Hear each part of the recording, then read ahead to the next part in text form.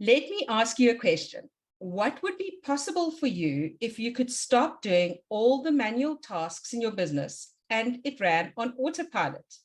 In this interview series, I talked to some pretty amazing women about how they run and automate their businesses.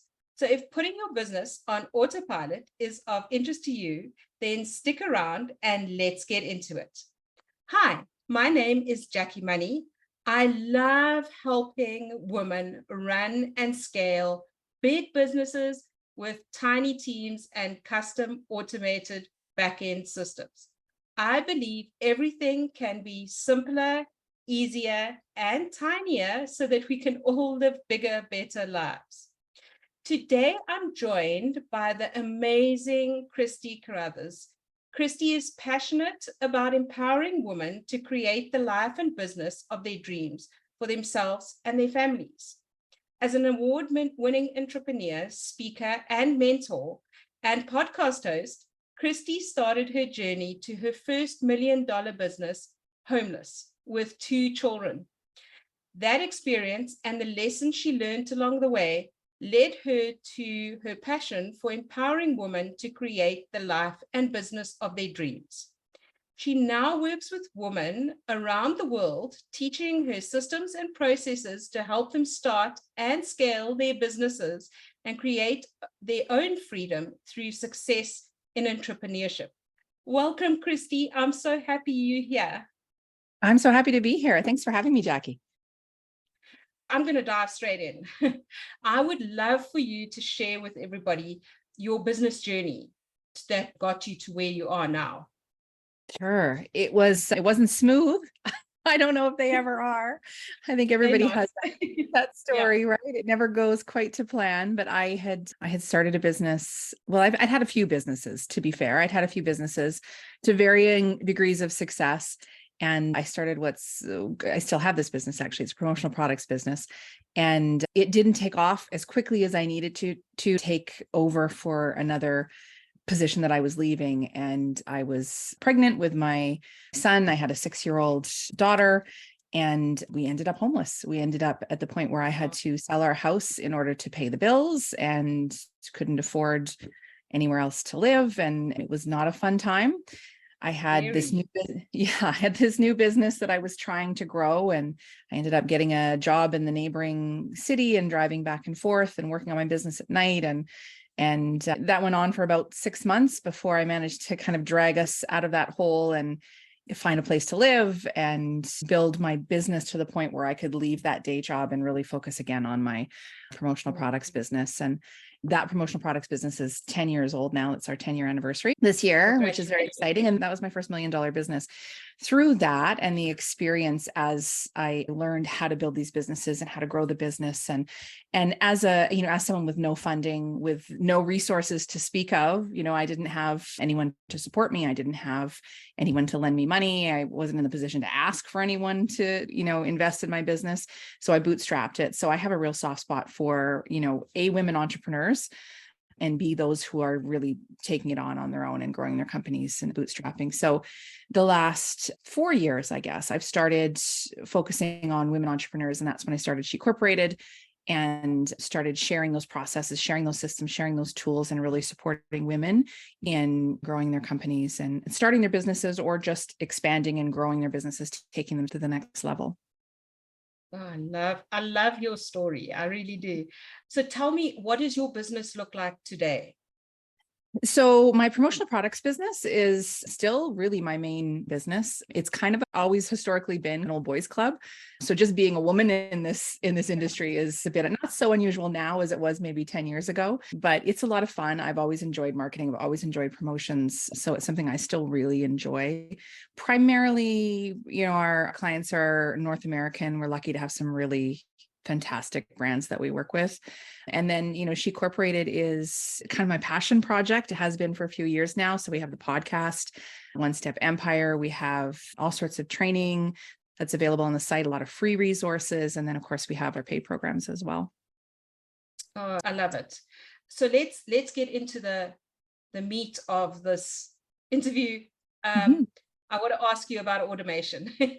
Yes. So Clients actually have me automate a lot of things. I automate emails. I build like entire systems in Airtable. And so I'm always curious, what is the first thing that you automated in your business, if you can remember? It's funny because when you mentioned that earlier and I thought about it, I can't think of anything that I automated in the promotional products business for probably the first 7 years. We didn't really do email blasts. We didn't really do social media. So none of those things were automated. It was all pretty manual. We would go out and find a client. We don't advertise. So we take everybody by referral, or I go out and actually approach people that I think are going to be a good fit for us, because we work with mostly larger clients. So it was all really manual. And it wasn't until I started She Corporated, which was a lot more online, that all of the different options for automation started to come up.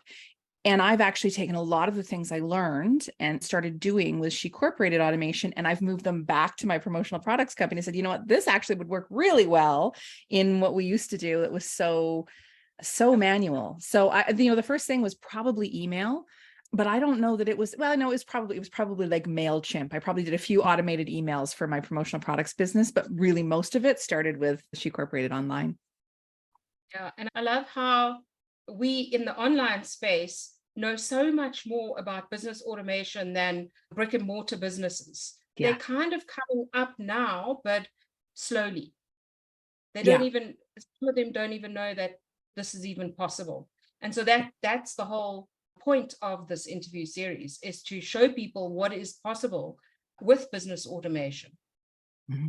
So when you automated your emails, did you do it yourself? I think I know the answer to this question, but did you do it yourself or did you hire out? I did it myself, and I tend to do that with a lot of my stuff, at least to start with, just so that I like to understand the process. So either if I hire someone to do it, I like them to explain it to me so I understand what's going on, even if I'm not doing it myself, or I kind of dig into, I'm not really good at reading instructions. I think we've just had my son diagnosed with ADHD, and I think I think it's from me. I think I'm undiagnosed, but I don't really like to read the instructions or follow the steps. I kind of just dive in and play with it. So I did that myself, and I learned a lot on the way. I think once I learned it, really at this point, it's great to have an expert take over, because I'm not utilizing most of the tools to their potential. And I know that all of the automation tools we're using, they can do so much more than I'm using them for, but I've kind of hit the point of critical mass where it's like, I can do this much and I don't have the time to learn the rest of it. So, but yeah, the answer is I just dove in and kind of learned it myself. And I love that you brought up that you want to know how the process works or how the tool works, because that's how I help clients as well. When I do a build out, I give my clients instructional video on how their system I've just built for them works, so that they understand and can use it properly. Yeah. And then I also love the point that you brought up where you're reaching critical mass and you actually do need to hand this kind of thing off to an expert, because otherwise you're going to start becoming the bottleneck in your business. Yes. And then as a consequence, your business is not going to be able to scale. So tell me, if you were to put a number on how much time, say, for example, an email automation would save you. I mean, I know you couldn't put a definite number on, but in the ballpark, how many hours a week? I don't think you could do it. To be fair, I don't think really, I mean, I'm sending an email to 2,000 people. It just would never happen. So I think there's no amount of time that would give me the time to make that happen in my schedule. And I think even beyond the time savings, there's some of the automations we've put in have become so much more than just the task itself. Can I tell you about one of them, my very favorite? Okay, please. Because this you actually sparked this in our podcast interview. What was it, a year and a half ago? We were talking about onboarding, and all of the, you walked me through kind of one of your onboarding processes, and I started to think about how that would work in my promotional products company. I thought, you know what, when we get a request for a quote, before we can give them a quote from our system, we need the shipping information and all of that information to kind of build their account before we can even give them the quote, because they need to be in our system, right? So I thought, that would be something that would be really great to automate, so that we could send that, we could get that information, it could come back to us. And then I thought about it a little more. I was like, well, you know what we do? And then we need their art, we need their logos, we need their brand guidelines. We have information that I would like to give them about kind of industry standards that they can expect about, overages and underages on their order, and timelines and all that kind of stuff. So I started to plot that out and what that looked like. And what's interesting is, yes, it's a time-saving tool. Yes, it helps us make sure that we get the information we need. It makes us look more professional. It does all of those things, but it's actually become a sales tool, because in that process, we send out to our new clients, or to our new, well, usually clients, not necessarily prospects. We'll send them a vacuum insulated tumbler, and we'll put their logo on it, and we'll put their name on it, just as a little kind of welcome to, being a client partner. And the way we've built it now, when they've just asked us for quotes, we haven't actually closed the sale yet at this point. They're just asking us for a quote. We send them that onboarding. We use Typeform and send them that onboarding link. They put their information in, they upload their logo.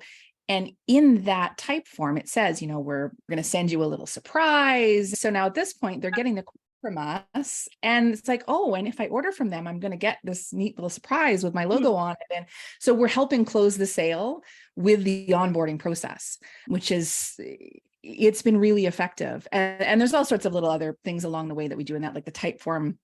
It takes their email address, and then we use Zapier to connect Typeform to our email program, Klaviyo. So it dumps them into our email program. It sends them a welcome email, and then it triggers a whole welcome series that really helps them become our ideal client. To be honest, I thought about all the things that I wanted our clients to know that would make the process easier for them and for me.